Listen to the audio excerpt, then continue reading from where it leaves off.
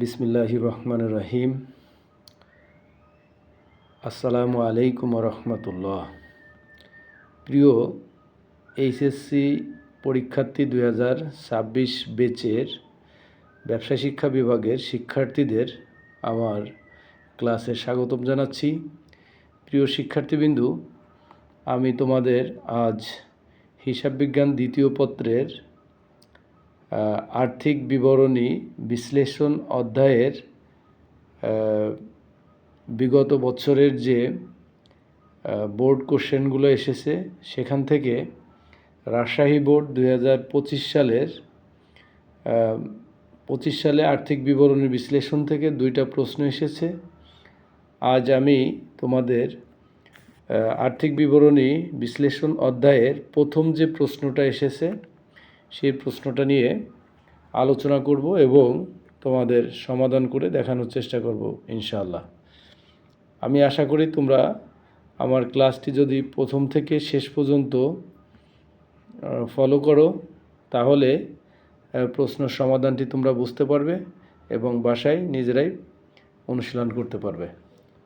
তাহলে দেরি না করে চলো আমরা প্রশ্নটা দেখি এবং সমাধান করার চেষ্টা করি।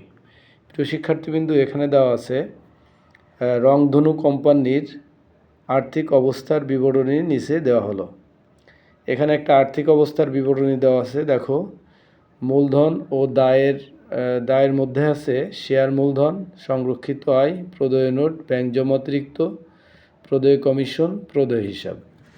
এবং সম্পদ পাশে আছে কলকবজা, আসবাবপত্র, নগদ তহবিল, প্রাপ্য হিসাব, অগ্রিম বীমা, প্রাপ্য নোট এবং মজুদ পণ্য।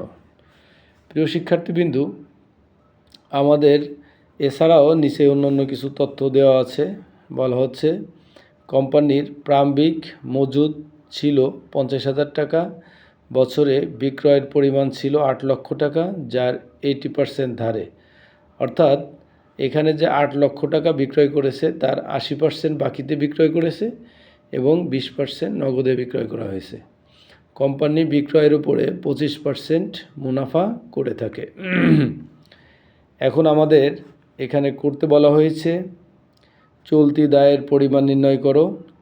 খতে বলা হচ্ছে তড়িৎ অনুপাত ও প্রাপ্য হিসাব আবর্তন অনুপাত নির্ণয় করো। গতে বলা হচ্ছে মজুদ আবর্তন অনুপাত নির্ণয় করো এবং তা সন্তোষজনক কিনা সে বিষয়ে তোমার মন্তব্য দাও। তাহলে চলো দেরি না করে আমরা এখন প্রশ্ন সমাধান করা শুরু করি। প্রিয় শিক্ষার্থীবৃন্দু, এখানে আমাদের কাছে প্রথম চেয়েছে চলতি দায়ের পরিমাণ নির্ণয় করো। প্রথমে আমাদের দেখতে হবে এখানে চলতি দায় কী কী আছে। আসলে চলতি দায় বলতে আমরা বুঝি একটা প্রতিষ্ঠানের যে দায় দেনাগুলো স্বল্প সময়ের জন্য হয়ে থাকে এবং সর্বোচ্চ 1 বছর মেয়াদের হয়ে থাকে, সেটাকে আমরা চলতি দায় হিসাবে গণ্য করে থাকি। তো এখানে দেখো, শেয়ার মূলধন এটা মালিকানা সত্ত্ব, সংরক্ষিত আয় এটাও মালিকানা সত্ত্বের একটা অংশ, প্রদেয় নোট এটা চলতি হিসাব, ব্যাংক জমা অতিরিক্ত চলতি হিসাব, প্রদেয় কমিশন চলতি দায় হিসাব, আর প্রদেয় হিসাব এটাও চলতি দায় হিসাব। তাহলে আমরা এখন মোট চলতি দায়ের পরিমাণ নির্ণয়। প্রিয় শিক্ষার্থীবৃন্দু, এখানে দেখো আমাদের প্রশ্নে দেওয়া ছিল প্রদেয় হিসাব 50,000 টাকা, প্রদেয় কমিশন দেওয়া আছে 20,000 টাকা, ব্যাংক জমা অতিরিক্ত দেওয়া আছে 50,000 টাকা, প্রদেয় নোট দেওয়া আছে 80,000 টাকা।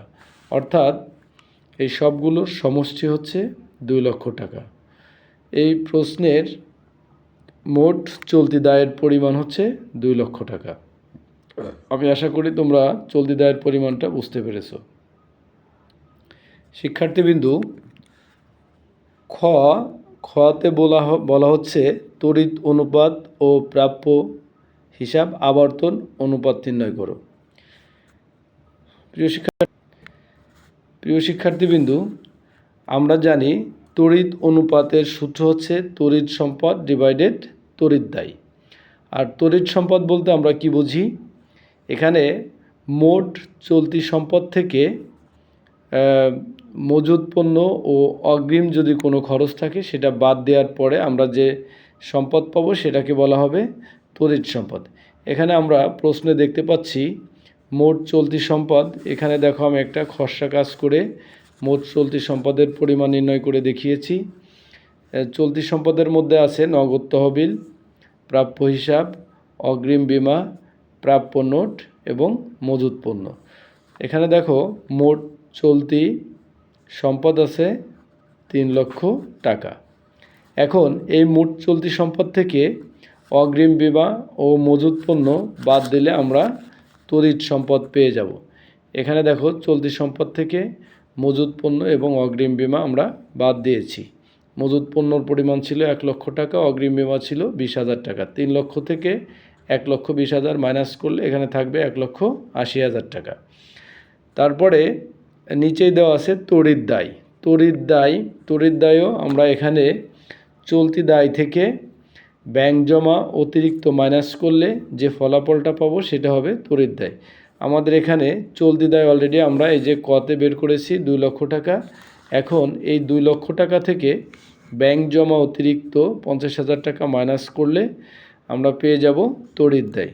তাহলে এখন চলতি সম্পদকে চলতি তড়িৎ দায় দ্বারা ভাগ করলে আমরা ফলাফল পাবো 1.2:1। প্রিয় শিক্ষার্থীবৃন্দু, ক্ষয়ের আর একটা অংশ বাকি আছে, সেটা হচ্ছে প্রাপ্য হিসাব আবর্তন অনুপাত। প্রিয় শিক্ষার্থীবৃন্দু, আমরা জানি প্রাপ্য হিসাব আবর্তন অনুপাতের সূত্র হচ্ছে ধারে বিক্রয় ডিভাইডেড গড় প্রাপ্য হিসাব। এখানে প্রশ্নে মোট বিক্রয়ের পরিমাণ দেওয়া আছে 20,000 টাকা, 8 লক্ষ টাকা। আর প্রশ্নে বলা হচ্ছে 80% ধারে মানে হচ্ছে বাকিতে। তাহলে 8 লক্ষ টাকার 80% যদি আমরা নির্ণয় করি তাহলে এখানে আসবে 6,40,000 টাকা। অর্থাৎ এই 6,40,000 টাকা হচ্ছে আমাদের ধারে বিক্রয়। আর গড় প্রাপ্য হিসাব আমরা কিভাবে বের করেছি দেখো, এখানে গড় প্রাপ্য হিসাব মনে হচ্ছে প্রাপ্য হিসাব এবং প্রাপ্য নোট এই দুইটার সমষ্টি করে 2 দিয়ে ভাগ করছি।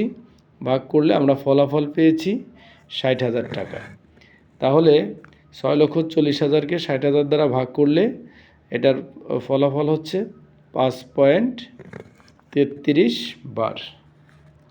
প্রিয় শিক্ষার্থীবৃন্দ, আমি আশা করি তোমরা ক্ষয়ের তড়িৎ অনুপাত এবং প্রাপ্য হিসাব আবর্তন অনুপাত নির্ণয় করা বুঝতে পেরেছো। এখন আমরা গয়ের মজুদ আবর্তন অনুপাত নির্ণয় করব এবং এটার উপরে আমাদেরকে একটা মতামত দিতে বলেছে, সেটা নির্ণয় করব। প্রিয় শিক্ষার্থীবৃন্দ, আমরা জানি মজুদ আবর্তন অনুপাতের সূত্র হচ্ছে বিক্রিত পণ্যের ব্যয় ডিভাইডেড গড় মজুদ। এখানে আমাদের প্রশ্নে বিক্রিত পণ্যের ব্যয় দেওয়া নাই। আমরা খসড়া কাজ করে বিক্রিত পণ্যের ব্যয় নির্ণয় করব। আমরা জানি মোট লাভ নির্ণয় করতে হলে মোট লাভ নির্ণয়ের সূত্র হচ্ছে বিক্রয় মাইনাস বিক্রিত পণ্যের ব্যয়। তো এখানে আমাদের প্রশ্নে দেওয়া আছে বিক্রয় দেওয়া আছে এবং মোট লাভ বিক্রয়ের উপরে দেওয়া আছে 25%। তাহলে আমরা যদি বিক্রিত পণ্যের ব্যয় নির্ণয় করি, বিক্রয় থেকে মোট লাভ মাইনাস করলে আমরা বিক্রিত পণ্যের ব্যয় পেয়ে যাব। প্রিয় শিক্ষার্থীবৃন্দু, এখানে দেখো বিক্রয়ের পরিমাণ দেওয়া আছে 8 লক্ষ টাকা আর মোট লাভ আছে বিক্রয়ের 25%, অর্থাৎ 8 লক্ষ টাকার 25% নির্ণয় করলে হবে 2 লক্ষ টাকা। 8 লক্ষ থেকে 2 লক্ষ টাকা চলে গেলে এখানে থাকবে 6 লক্ষ টাকা। এই 6 লক্ষ টাকা হচ্ছে বিক্রিত পণ্যের ব্যয়। আর গড় মজুদ, বিক্রিত পণ্যর ব্যয় ভাগ হচ্ছে গড় মজুদ। গড় মজুদকে আমরা কিভাবে নির্ণয় করব? গড় মজুদ বলতে বুঝি হচ্ছে প্রারম্ভিক মজুদ যোগ সমাপনী মজুদ ভাগ হচ্ছে 2। এখানে দেখো আমরা খসড়া কাজের মাধ্যমে গড় মজুদ নির্ণয় করে দেখিয়েছি। প্রারম্ভিক মজুদ প্লাস সমাপনী মজুদ ভাগ 2। প্রারম্ভিক মজুদ আছে 50,000 টাকা, সমাপনী মজুদ আছে 1 লক্ষ টাকা। তাহলে 1.5 লক্ষ টাকাকে যদি আমরা 2 দ্বারা ভাগ করি তাহলে আমাদের ফলাফল আসবে 75,000 টাকা। তা আমরা বিক্রিত পণ্যের ব্যয়ও পেয়েছি, গড় মজুদও পেয়েছি। এখন জাস্ট আমরা সূত্রে মান বসায় ফলাফল নির্ণয় করব। এখানে দেখো বিক্রিত পণ্যের ব্যয় পেয়েছিলাম আমরা 6 লক্ষ টাকা আর গড় মজুদ পেয়েছি 75,000 টাকা। এটাকে ভাগ করে আমরা পেয়েছি 8 বার। প্রিয় শিক্ষার্থীবৃন্দু, তোমরা নিশ্চয়ই জানো মজুদ আবর্তন অনুপাতের আদর্শ মান হচ্ছে 8। তো যেহেতু আমাদের এখানে একটা সিদ্ধান্ত দিতে বলেছে, আমরা একটা মন্তব্য লিখব। এখানে দেখো আমি লিখেছি মজুদ আবর্তন অনুপাতের আদর্শ মান 8 বার। সুতরাং নির্ণীত অনুপাত প্রতিষ্ঠানের জন্য সন্তোষজনক, অর্থাৎ এখানে আমাদের ফলাফলও হয়েছে 8 বার। সুতরাং এই ফলাফলটা প্রতিষ্ঠানের জন্য সন্তোষজনক হিসাবে গণ্য হবে। প্রিয় শিক্ষার্থীবৃন্দু, আমি আশা করি তোমরা আমি যে প্রশ্নটা নিয়ে আলোচনা করলাম বুঝতে পেরেছো। যদি বুঝতে সমস্যা হয় অবশ্যই কমেন্টে আমাকে জানাবে, আমি তোমাদের বুঝিয়ে দেওয়ার চেষ্টা করব। প্রিয় শিক্ষার্থীবৃন্দু, তোমরা যারা এখনও আমার পেজটি ফলো করোনি অবশ্যই ফলো করে রাখবে এবং তোমার বন্ধুদের আমার ক্লাসটি দেখার জন্য সুযোগ করে দিবে। পাশাপাশি আমার একটি ইউটিউব চ্যানেল আছে, ইউটিউব চ্যানেলটিকে তোমরা সাবস্ক্রাইব করবে এবং শেয়ার করে দিয়ে তোমার বন্ধুদের দেখার সুযোগ করে দেবে। আজ আর নয়, তোমরা সকলে ভালো থাকো। ইনশাআল্লাহ পরবর্তী ক্লাসে আবার তোমাদের সাথে দেখা হবে। তোমাদের সকলের মঙ্গল ও দীর্ঘায়ু কামনা করে আর শেষ করছি। আল্লাহ হাফেজ। আসসালামু আলাইকুম।